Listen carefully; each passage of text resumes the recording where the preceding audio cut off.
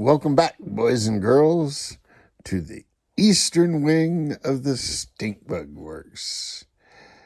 Today I have some really interesting stories to tell. I took this apart yesterday, and to that end, hello, I removed the servo holder, and in order to get at this stuffing tube, in order to get at this, I had to remove, let's just call it the battery stand. The battery stand that went way back here. Odd that a hydroplane would need weight back here. But you know, when I was picking this thing up and hefting it around, it was a pretty hefty haul. It had some heft to it. Well, I started working on adding simplicity and building in some lightness. And so removing the battery stand and removing the servo tray. Servo tray was interesting. It was plastic and had wood blocks in it that the servo screwed down into, and it was supposed to be out here where you could get your screwdriver in past these little divots, but it wasn't. It was so back in far in there they had to screw the servo in from the front. It was just it was poorly executed design. You know, the right hand wasn't talking to the left hand. So that's the first poor design thing I saw on this. But there is one huge glaring one. So as I'm adding weight, you know, I should have in the beginning weighed this thing, but I didn't. So we don't have any numbers to compare. It will be what it is. Stand by. Oh, that's really hot. Okay. So I'm clearing this out, and there's some foam up in the sponsons, but not very much. You know, a little bit longer than this was in each side. And that's not a whole lot of foam, and you can see where they had tried to glue it here, and it wasn't up against the side it was supposed to be stuck to, so the glue didn't stick. And as I'm pulling this out, now remember, I'm trying to save weight. And, you know, a gram here. For example, I'm going to take the old servo that had a big mount and put in this newer, smaller servo. I'll save 4 grams, 5 grams, something like that. So I'll save 5 grams just by switching servos. That's a pretty, you know, that's pretty sizable weight savings. When we're talking something this little, 4 grams is pretty good. What if I could do 10 times better than that? What if I could shave 40 grams out of this boat? It would turn it from an okay toy to something with potential. Especially seeing as the bottom has a good design. And so the only parts touching the water will be the bottoms of the sponsons and the prop. What happens up here, you know, it's moxniques. Anyway, I'm getting this piece of foam out and I'm looking at it, and there's another something in there, and I go, what the hell is that? And it rolls around, and I finally get it, and I shake it, and it comes out.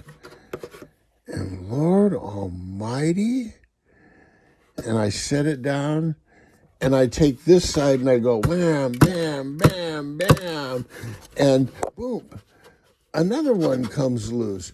Boom, and it comes out here, and it's twice as big as this. Guess what, boys and girls? Guess what? Well, let's take a look at this. I don't have a good way to prop it up.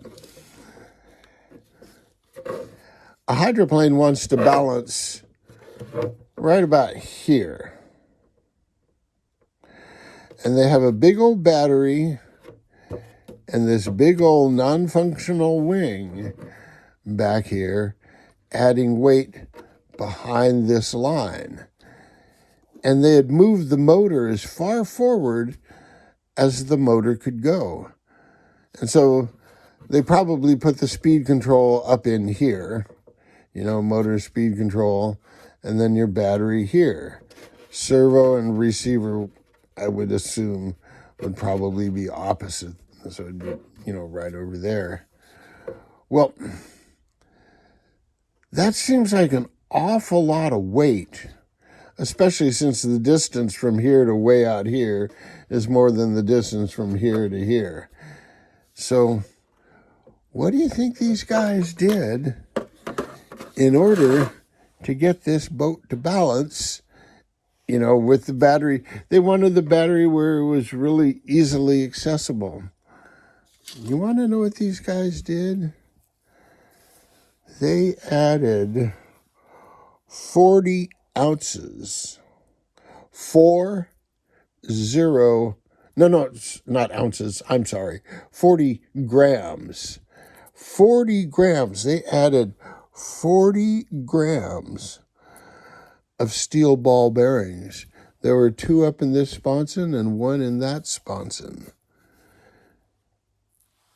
Well, all of a sudden, boys and girls, all my thinking changes. I was thinking of putting the batteries up in here and leaving the foam in the sponsons. Now that I find out that they actually need weight forward to make this hull work, let's just take our batteries and instead of putting them here, let's put them up in here. Now the balance, now I can move these things around a little bit. I'll pack them in with jam foam, although it does impact my thinking about the carbon fiber rod, but you know what? Maybe this is stiff enough and I'll live with it. I'll give that some thought. But there you go. So there's some new thinking. I'll put batteries up in the sponsons. I mean, boys and girls, let's be honest. What would you rather have up in the sponsons? Steel ball bearings or batteries? I vote for batteries every time. In pulling off the battery stand, the original kit stock battery stand, I discovered there's plenty of room here I can play with motor placement. So I no longer need to have the motor jammed all the way forward because the batteries will take that up.